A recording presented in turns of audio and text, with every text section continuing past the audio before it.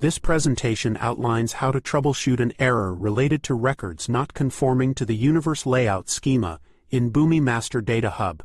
We'll cover the root cause of the issue and provide step-by-step instructions on how to resolve it.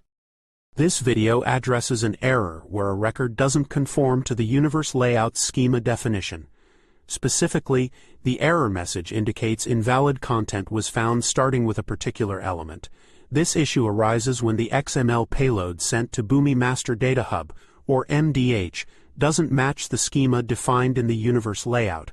A common cause is a mismatch in element names, often due to case sensitivity. To resolve this, first check your MDH universe model to verify the exact spelling and casing of the field name.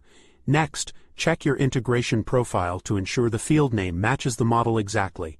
Finally, update the payload by modifying your integration or mapping so that the XML payload sent to MDH uses the correct element name.